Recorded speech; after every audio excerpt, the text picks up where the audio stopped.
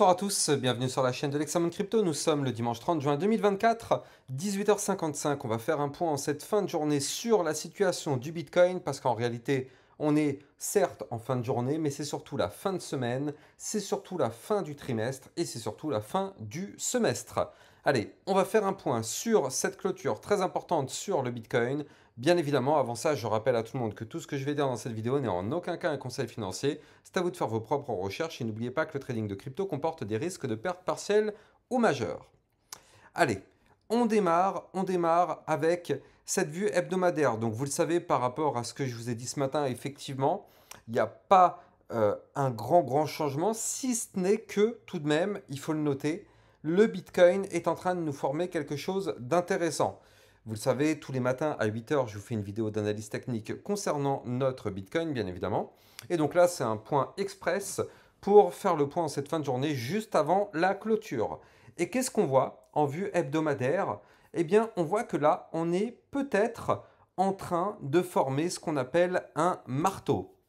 Alors, la clôture n'est pas encore là, il reste encore 7 heures avant justement cette fameuse clôture, donc je ne peux pas effectivement affirmer là tout de suite que le marteau va se former, mais un marteau, qu'est-ce que c'est? Eh bien en fait, c'est quelque chose qui se produit après une phase baissière, donc là depuis 1, 2, 3 semaines, on est bel et bien dans une phase baissière, puis suite à cette phase baissière, on fait une bougie qui a un petit corps, et une grande mèche par le bas. Et nous, c'est exactement ce qu'on a. On a une bougie qui a un petit corps et une grande mèche par le bas. Donc effectivement, ça pourrait s'apparenter à ce qu'on appelle un marteau. Et un marteau dans le trading, c'est un chandelier japonais de retournement à la hausse. Donc encore une fois, là, il est encore trop tôt pour affirmer et confirmer ce marteau, mais la clôture est dans 7 heures. Donc on va surveiller ça parce que il faut tout de même noter qu'on est en train de faire potentiellement ce marteau juste au-dessus du support majeur qui est ici à 60 777 $. On voit que c'est un support qui pour le moment tient. Et quand on regarde bien ce qui s'est passé, on l'a racheté à chaque fois qu'on l'a touché depuis ici. Donc depuis le 26 février 2024, à chaque fois qu'on est revenu toucher ce support, on est revenu le racheter. Et donc là, c'est ce qu'on est en train de faire potentiellement cette semaine encore une fois.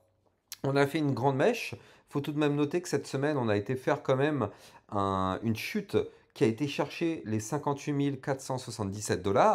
Donc là, avec ce chandelier en marteau, eh bien, on va voir si ça se valide. Mais si effectivement ce chandelier se valide, il est possible de revoir un Bitcoin semaine prochaine aux alentours des 64 000, voire même, pourquoi pas, des 65 000 $. Donc là, encore une fois, c'est très difficile de confirmer tout ça, mais il faut tout de même garder en tête ce ratio long-short. Ce ratio long-short qui descend un petit peu, et heureusement, hein, j'ai envie de dire, parce que là, on a tout de même 69, bon, allez, 70% de long pour 30% de short. Bon, c'est un tout petit peu mieux, hein, ce matin, souvenez-vous, on était quand même à 74.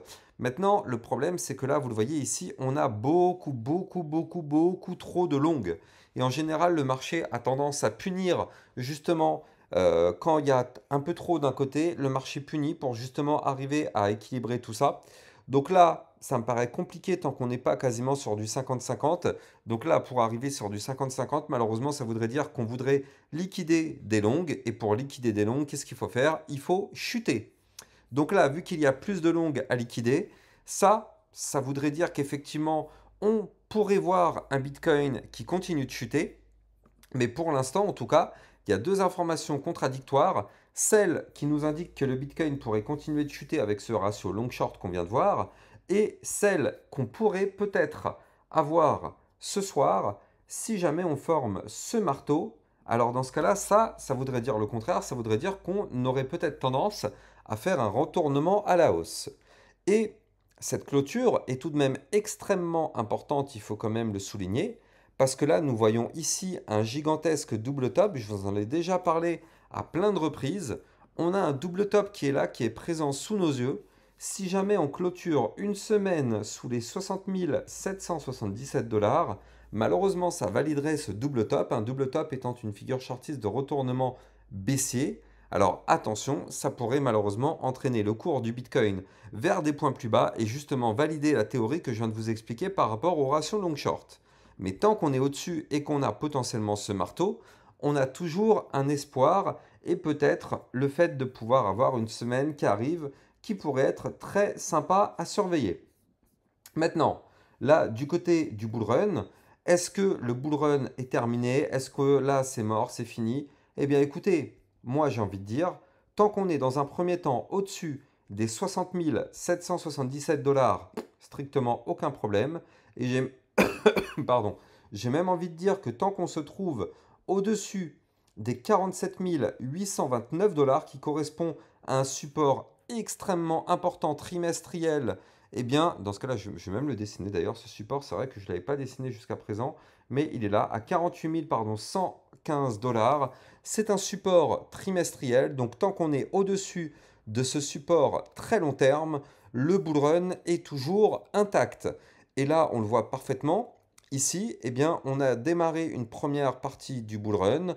Là derrière, depuis un trimestre, on forme un retracement. Et puis derrière, tant qu'on est au-dessus de ce support des 60 777 dollars, eh bien en réalité c'est un pullback. On peut parfaitement rebondir dessus. Et boum, on casse le dernier point haut, on explose le canal ascendant par le haut. Tac, on va chercher des points beaucoup plus hauts. Donc là, ce serait en tout cas ce qu'on aimerait tous voir du côté de notre Bitcoin. Mais pour ça, dans un premier temps, il va falloir reprendre de la force. Je vais me mettre en vue moi pour, voilà, effectivement, là vous le voyez, en vue mensuelle, on voit que là, en fait, on est en train de consolider depuis maintenant 4 mois. On consolide, on consolide, on consolide. Donc là, c'est très intéressant parce que ça voudrait dire que si jamais le bull run était terminé, là, depuis 4 mois, clairement, le Bitcoin aurait chuté, hein. Regardez ça. Là, ici, quand on était sur le dernier bull run en 2021, bon, le bull run s'est passé en deux parties. Il y a eu la première partie ici et puis la seconde partie ici. Mais regardez, le Bitcoin n'attend pas, hein. Le Bitcoin n'attend pas du tout. Il fait une dernière bougie verte en vue mensuelle, boum, il se retourne, et ça y est, c'est fini. Il chute, il chute, il chute, il chute, et c'est fini en fait. Alors que là, si on compare avec le précédent bull run, eh bien, on voit qu'en fait, en réalité, on est tout simplement dans une sorte de phase d'accumulation, de consolidation. Et si on avait dû, si on aurait dû chuter, eh bien là, on aurait dû le faire depuis déjà pas mal de temps. Donc c'est pour ça que ça aussi, c'est un indicateur qui montre que le bull run n'est clairement pas terminé et que on pourrait, suite à cette consolidation, retrouver un Bitcoin vers des points beaucoup plus hauts, notamment, pourquoi pas, les 95 000 dollars dans les prochains mois, voire même les 110 ou 120 000 dollars. Pour moi, je rappelle que ma target, c'est les 130 000 dollars. 130 000 dollars entre le mois de mai et le mois de septembre 2025. Pour moi, en tout cas, c'est comme ça que je vois les choses. Ceci n'est en aucun cas un conseil financier. C'est tout simplement ma façon de penser. Maintenant, chacun est libre de penser ce qu'il veut. Il n'y a en aucun cas une incitation ou quoi que ce soit. D'ailleurs, dites-moi en commentaire quelles sont vos théories. À combien vous pensez que le Bitcoin pourrait aller pour le cycle en cours? C'est hyper intéressant de voir tout ça ensemble. D'ailleurs, je rappelle aussi au passage que si vous voulez trader toute cette volatilité, n'hésitez pas d'utiliser mon lien de parrainage Binance en description de cette vidéo qui vous permet de trader sur une plateforme sécurisée vu qu'elle a enregistré PSAN auprès de l'AMF et ça vous permet aussi d'obtenir un bonus à vie sur vos frais de trading. Et je rappelle aussi pour tous ceux qui veulent suivre mes actualités, n'hésitez pas à venir me suivre sur mon Twitter officiel. Ça vous permet de recevoir des news, des actualités, tout ce qu'il faut savoir sur l'environnement crypto-monnaie. Le lien est là aussi, encore une fois, en description de cette vidéo. Quant à moi, j'ai plus qu'à vous souhaiter une bonne soirée. Je vous donne rendez-vous demain matin à 8 h pour une prochaine vidéo en espérant avoir des très bonnes nouvelles à vous annoncer. D'ici là, reposez-vous bien parce que la semaine qui arrive s'annonce extrêmement intéressante. Passez une bonne soirée. Ciao, ciao.